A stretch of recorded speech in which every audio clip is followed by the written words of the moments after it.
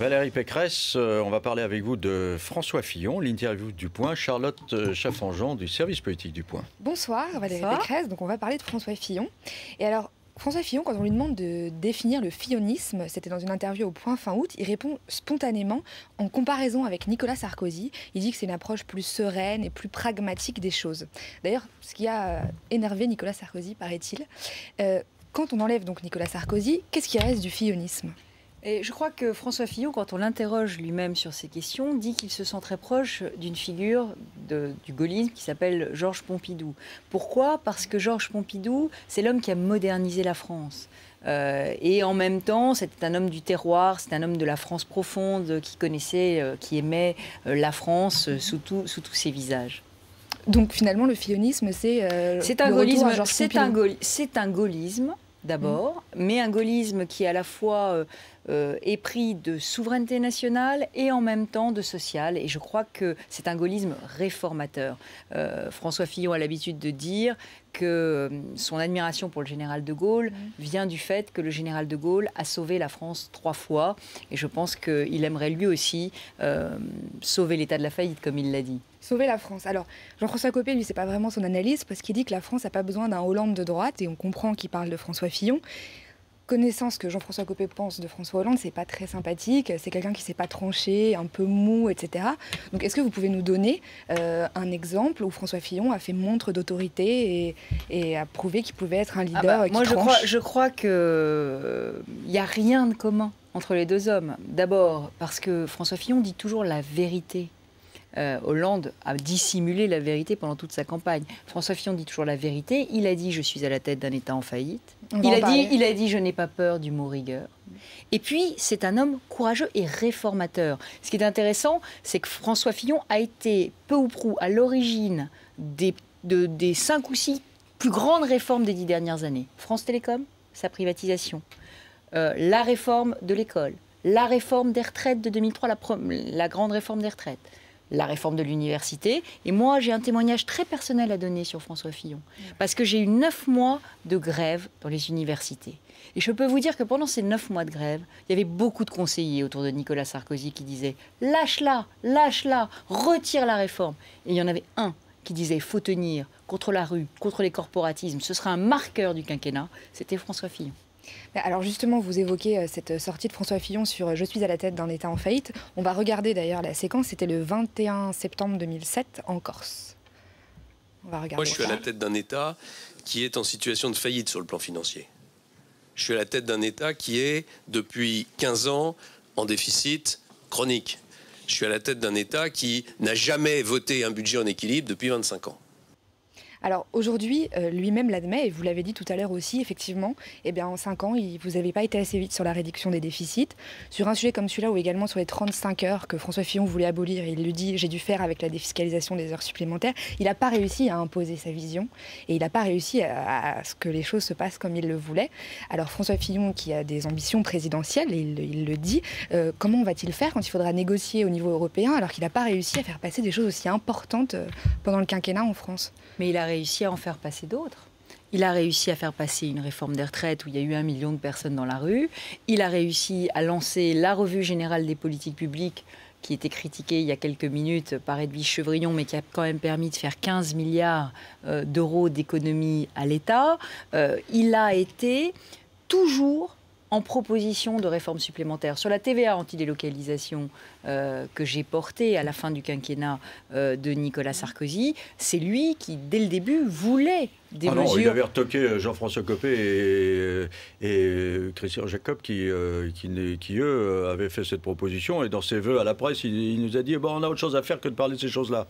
C'était en janvier 2010, alors, je m'en souviens très bien. Il faut savoir, Monsieur Mazerolle, qu'il ne peut y avoir qu'une seule parole à la tête de l'État et qu'à partir du moment où il est arbitré par le chef de l'État et dans le cadre d'une cohésion gouvernementale qu'un sujet ne sera pas mis à l'ordre du jour du gouvernement, il n'est pas mis à l'ordre du jour du gouvernement. C'était encore un cas où il s'était couché alors devant les ordres de Nicolas Sarkozy? Oui, mais attendez.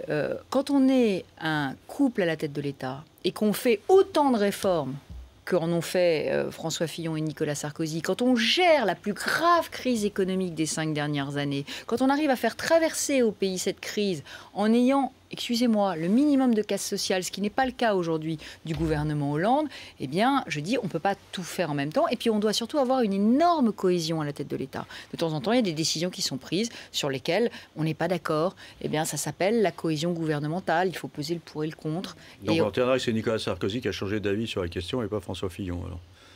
Mais Nicolas Sarkozy était le chef de l'État élu au suffrage universel direct. C'était lui le président de la République. Et nous sommes dans un système institutionnel où c'est le président de la République qui dirige le pays. Je pense que si Jean-Marc Ayrault a des dissensions avec François Hollande, eh bien, c'est pas lui qui impose son point de vue. Alors, on va parler on va revenir un petit peu sur la semaine dernière qui a été marquée par le racisme anti-blanc évoqué par Jean-François Copé dans les quartiers difficiles.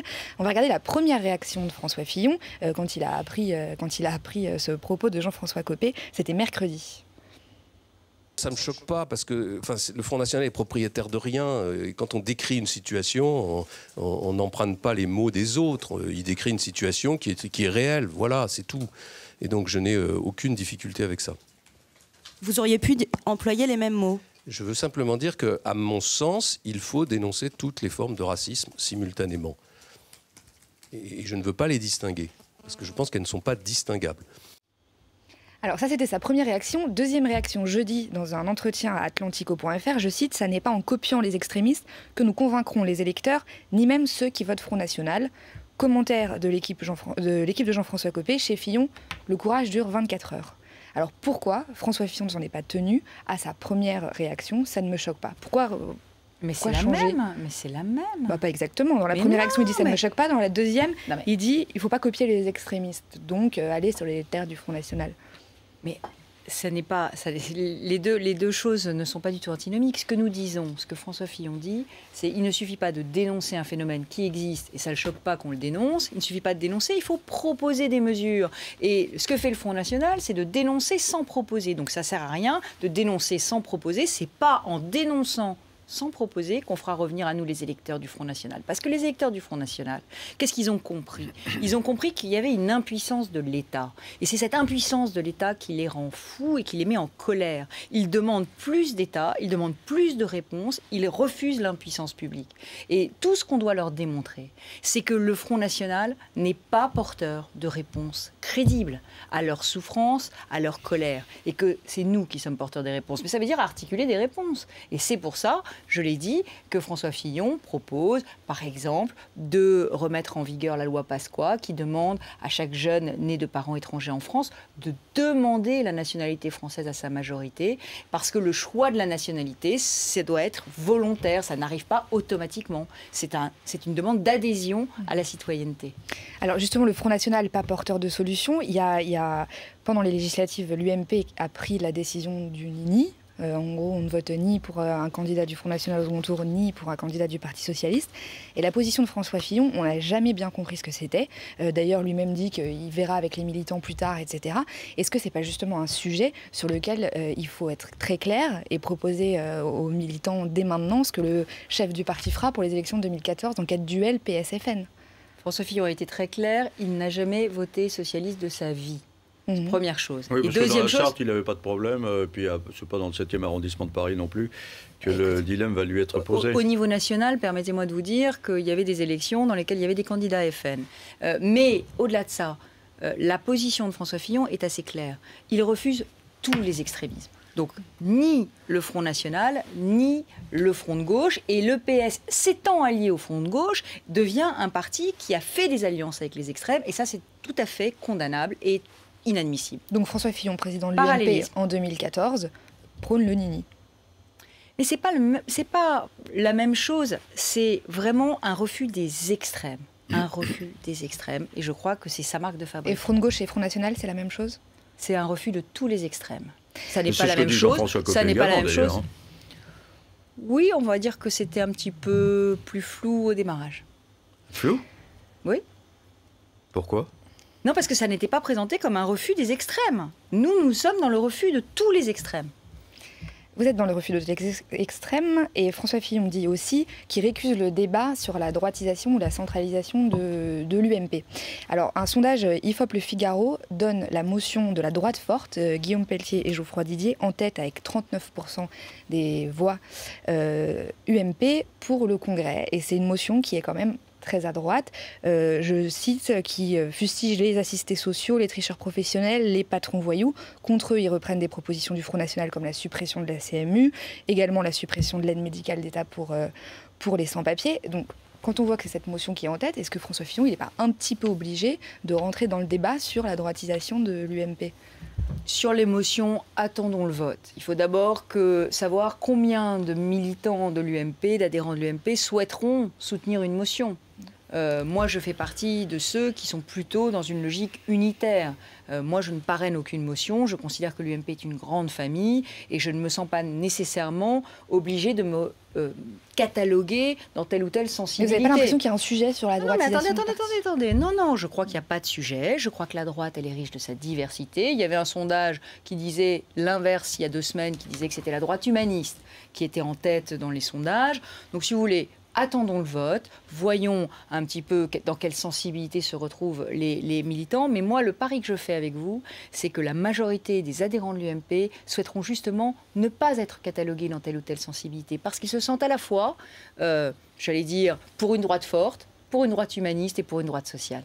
Et alors, justement, François Fillon, et on l'a dit tout à l'heure, déjà candidat pour la primaire de 2017, s'il l'emporte pour la présidence de l'UMP, son projet, c'est un projet pour la France. Il parle assez peu du parti.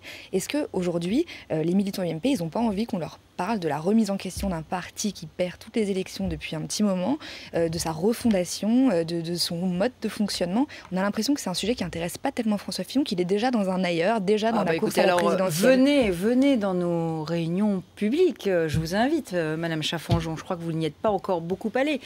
François Fillon a un projet pour la France, il a un projet pour l'UMP. Et son projet pour l'UMP, c'est une révolution démocratique.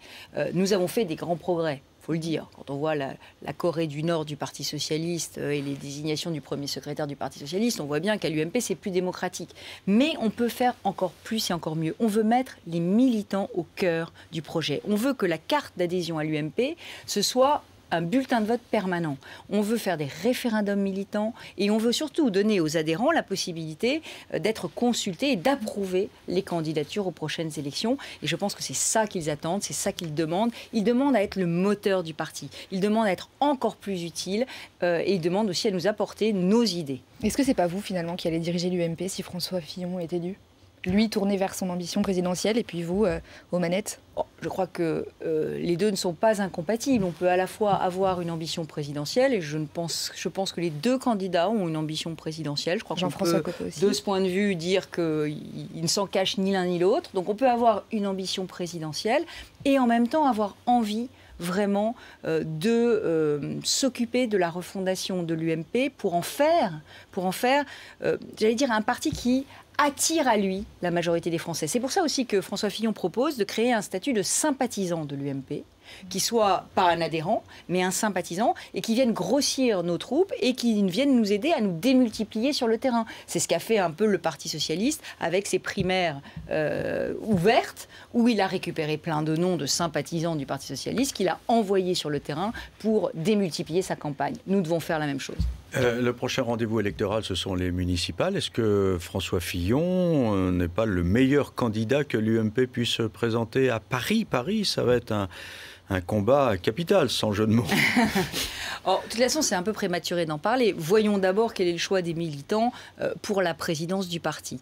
Sur Paris, ce que nous avons pris comme engagement, ce que François Fillon a pris comme engagement, c'est d'organiser des primaires ouvertes, mais il y participera. Militantes. Nous verrons le jour venu. Parce qu'on a l'impression qu'il se défausse un peu.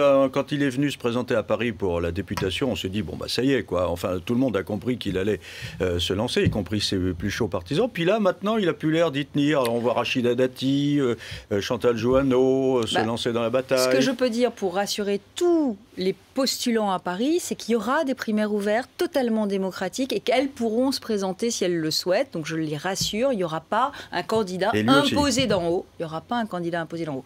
En revanche, après se pose la question des cumuls de responsabilités. Est-ce que c'est possible de tout faire ? C'est une chose qu'on verra après. Et vous imaginez que la réponse ne sera pas la même. Qu'est-ce que vous répondez à François... ceux qui se disent qu'il ne va pas y aller parce qu'il ne veut pas risquer la défaite à Paris? Non, mais attendez, la réponse sera évidemment différente selon le résultat de l'élection de la présidence de l'UMP. Elle ne sera pas forcément la Une même. victoire sera incompatible. Elle ne sera pas forcément S'il la est même. président de l'UMP, il ne pourra pas être candidat à Paris. Je ne sais pas, c'est prématuré de répondre aujourd'hui. Merci Charlotte Chaffanjon.